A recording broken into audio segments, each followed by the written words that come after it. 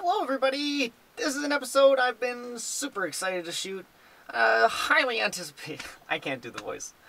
This is a super exciting episode for me because of some weird synchronicities that happened in my life around the time that I picked up this CD. I'm always looking for random new music that I don't really know anything about, kind of the point of this channel, and I picked up this CD and it was around the same time I discovered Nardwuar the Human Serviette. If you don't know who he is, he interviews basically every musician under the sun and he knows more about them than they know about themselves. His interview style is quite unique and he's full of fun little catchphrases. He'll pop up anywhere ready to interview any musician. As someone who considers himself now, I guess, a music reviewer on YouTube, I obviously watch the Fantano Man, the flannel overlord, and I was watching his episode where he gets interviewed by Nardwuar, and of all records for Nardwuar to give to Anthony Fantano, he gives him this. This is the Evaporators Ripple Rock. Released in 2004 through Nardwuar the Human Serviette Records. Straight out of Vancouver, British Columbia, Canada, the Evaporators come at you with their early 80s, late 70s inspired punk rock, kind of garage rock fusion. Similarly unique to his interview style, Nardwuar's singing style is one of the more distinct voices I've heard in all music, let alone punk garage rock. This seems like a band that's ready to make a song out of basically anything, whether it's the food they're eating or just a fun name they heard on TV. The Evaporators will come at you with an in-your-face, hard to ignore, so fun and so catchy, super danceable, and just a good time start to finish. Unlike Fantano, I don't get the vinyl, I just get the CD, but if you do get the vinyl, the bonus tracks on the back from the Dublins are included in a bonus 7-inch. Discovering this CD, diving into it, and figuring out all the weird background synchronicities, little things about it that clicked just at the right time with my life, I guess. I've been so excited to review this. I'm sorry for rambling on about this, and I'm sorry if this video is really long, but I'm getting into it right now, I promise. Excellent. So exciting. Kicks things off right with the tone setter for the album called Addicted to Cheese. It surfs in on this upbeat, catchy vibe and what I can best describe as Nardwuar's whiny vocal inflections. Just whiny vocals in general, I guess. Maybe because I've listened to so many of his interviews at this point, I find it less annoying and more endearing. As a whole, this track is pretty much par for the course for the rest of the album. It's to the point, it's got a fun chorus, and it's self-described as danceable but weird, and I think that fits pretty perfectly. A common thread that I found on this album, and something that the band seems to really enjoy, is a big abrupt time change right in the middle of a song just to separate the verses from the choruses and the hooks, and it really is effective at making you remember those really catchy one-liners that they have in them. They pick up the pace for this hilariously titled Fat Frustrated Fuck. This song is so much fun, and it includes that abrasive quick change-up that catches you and grabs you and pulls you along for the ride like, you know, I love to go on. It starts off with this manic verse delivery accompanied by wailing, ripping guitars, and opens up into an anthemic chorus that just hammers home that feeling of exasperation with just the amount of effort it seems to take to get any sort of progress. It manages to smooth out the frustration of the last track with a story that's pretty obscure. It's a story from the late 50s out of Campbell River, British Columbia, Canada, where a giant boulder fell and blocked a waterway and tore up a bunch of ships, and I believe it might have killed 9 people. I couldn't really find a lot of information online. Maybe I just wasn't searching the right stuff. Either way, they remove this big rock in spectacular fashion as they do in the 50s with a bunch of dynamite. The vocals are presented in a pretty storytelling-like fashion, with the chorus coming in being another fun, catchy earworm to get stuck in the back of your mind and pop up 2 weeks after you listen to it for some reason.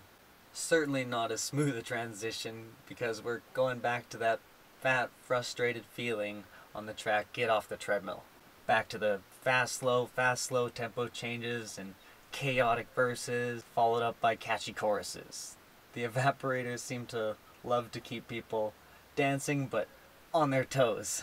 They shift into a more traditional rock, garage rock feeling on a track that I can't help but have the feeling that it's just sort of a sloppy J. Giles centerfold ripoff.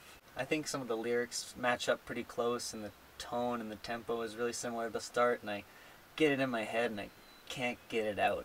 I mean, it could just be the opening line of "My room is cold," and it gets that rolling in my head, and it's just simply a more popular, more overplayed song. The title / chorus, "I've got icicles on my testicles," definitely takes you away from that vibe, but at the same time, the whole song doesn't have very many features that resonate besides that one. Along a similar vein, but a little bit more memorable, the track Nard Nest is a song about his old internet online forum that he used to have called nardnest.com, I think. I looked it up, it's not there anymore, but maybe we should start a petition now to get it back up and running. However thrilled I'd be to log on to the Nard Nest, this unfortunately ends up feeling like an obnoxious advertisement more than a song. Thankfully, those last two tracks leave tons of space for the song "I Don't Need My Friends to Tell Me Who My Friends Are." It's a song that I find to be a shining example of the Evaporators taking a fun concept, running with it for a little bit, and just having a fun time, rocking it through their unique filter that they've got. It's punchy, emotive, with tasteful flavors of punk just drizzled on top. It's a simple message that's poignantly executed. Check this one out for sure. This is followed up by a song that's a Fantano dream, a vegan dream. This one encourages you to eat like a beast. It's a salad bar feast, with more of those bipolar guitars that switch from surfy to manic depending on whether you're in the verse or the chorus. It's fun, but besides the catchy chorus, it's ultimately forgettable as well. I have almost even less to say about the next track, Half Empty Halls. It's a song that just tells about the inevitability of your popularity waning and falling out of the public sphere, whatever they call it. It's a slower, almost community hall feeling song, which is appropriate given the title, but it does a disservice to itself by appropriately making me want to send about half the people away to stop listening. It's times like these in the track list where I'm thankful that most of these songs are just quick little snippets of ideas rather than fully fleshed out 3 to 4 minute songs, because sooner or later you're bound to get a fun track on here that'll jump out and grab you and get you back on your feet dancing again. And they read my mind with a perfect example of that on this next track that's inspired by a late 70s, early 80s punk band called Cardboard Brains. It's fast, fun, catchy, even more emotive than "I Don't Need My Friends to Tell Me Who My Friends Are." It just rocks. Check this one out too. After that, the album devolves into a sort of looser idea of more skits from some of his interviews. They got a pair of obscure punk rock cover songs that come out pretty well, and a few snippets of an interview with Rozelle from The Roots and Snoop Doggy Dogg. They're really fun and hilarious the first few times you hear them, but ultimately they don't add a whole lot to the listening experience. The closer's called "I Say That on Purpose to Bug You." It's a nice, slower, softer way to close out this album, and it has some great lyrics that give insight into maybe a comedian's mindset.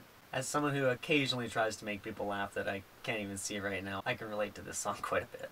That wraps it up for the Evaporators, but I can't quite leave without mentioning the 3 bonus tracks on the end by the Dublins. Formerly known as the Goblins, they renamed themselves the Scotlands, and now they're the Dublins. The first track, Maria, is a good transition, as it kind of has a bit of an Evaporators flavor, with a bit of jokey, sing-songy vocals, and surfy, Spanish-flavored vibes. This is fun, kind of jaunty, runs its course, and leaves you with the last 2 mostly instrumental, cool, synthed-out, danceable music. I have to give both bands huge props on this album because they sound like they're having just such a fun time recording and writing this music. I love the attitude of this album.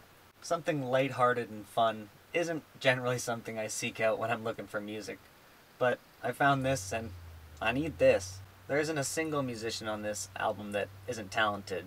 They just don't take making music as seriously as other people seem to, or the popular culture seems to demand. I guess it's safe to say there doesn't need to be a grander vision when you're making an album. Just have a similar sort of tone and performance, and with that, any sort of musical feeling you want can be conveyed.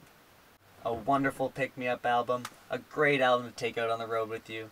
The Evaporators continue to release music, at least up to about 4 years ago for now, and I'm going to be looking out for more and more of these. I'm a fan of his music, I'm a fan of his interviews.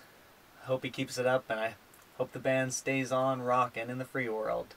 Do do do do do do everybody.